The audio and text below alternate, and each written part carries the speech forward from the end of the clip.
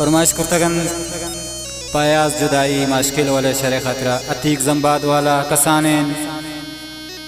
उस्मान मुल्लाजी जुबैर अहमद जी फरमाइश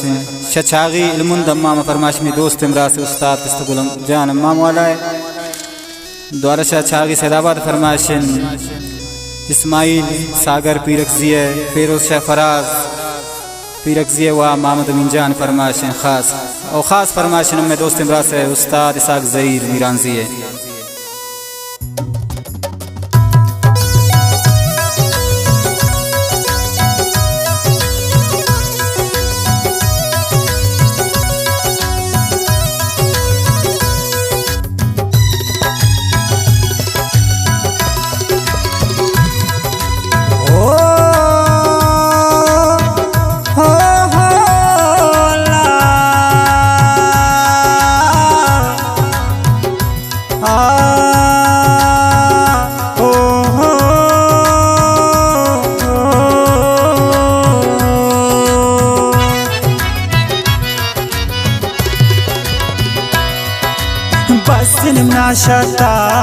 नाशती मैं बता मर्जी गुशींत्रा मन हकीकता बस नाशता शक्ति मैं बता मर्जी गुशींत्रा मन हकीकता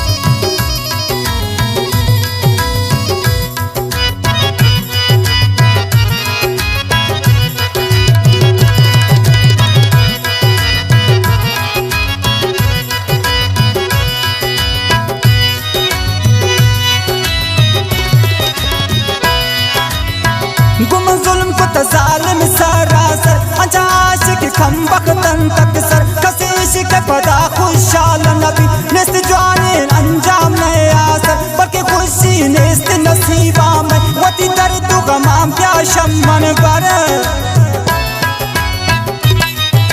सोत बनती जिंदा तो नैले सियासता सोत बनती जिंदा तो नैले सियासता बस नाशती मैं बता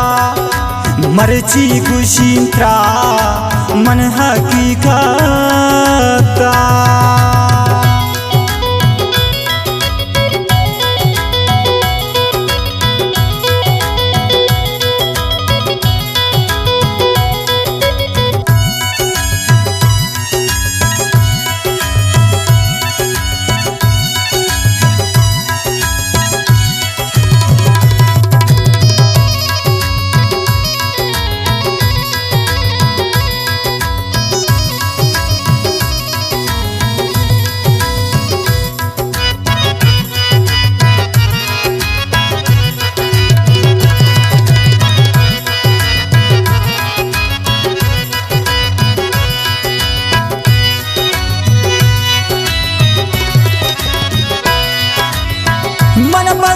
लोटी द्वारा मन तो बनाई इशारा कन नाम दस्तान तो खुश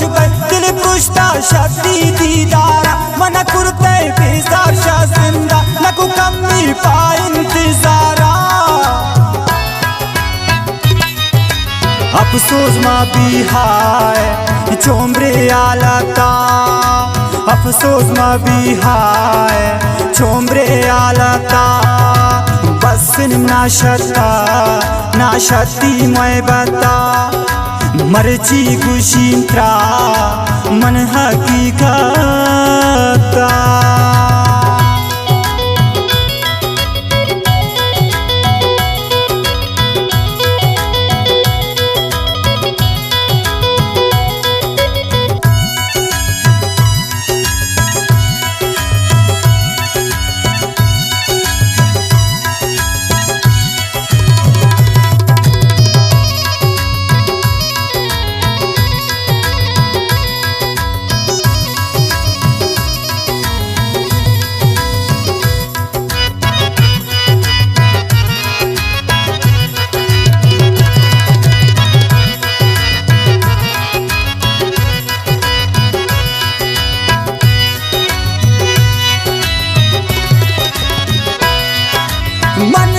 पता ग्रेट परियात मनी मजबूरियां तो फायदाज दिन सरनी गोती तालेगा पत्तर तो मी जख्माना वात तई सियासत नखरव नाजान दिल का मन शारे आबाद को दाश्ता मन दिला तीयर तो माता दाश्ता दिला मन तीयर तो माता बस नाशती मैं बता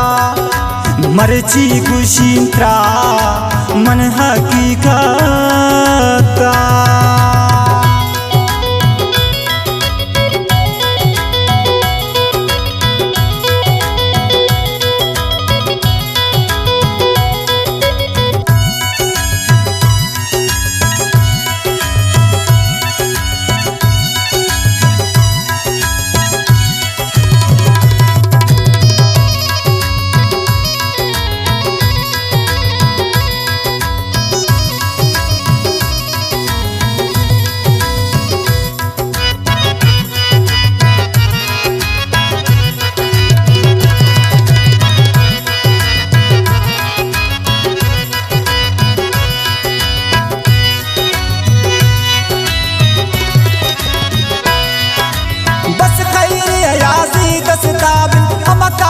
दोस्त गुमाई में बस वैसन आयास्ती जुदाई का इजाजत वैसन चमोद बदले वती दोस्ते दस्तार नि नसीब ने तनियाए मंजिल अरे चिकन कमिन प्रेपे मिन्नता अरे चिकन कमिन प्रेपे मिन्नता बस नाशती मैं बता मर्जी गुशींत्रा मन हकी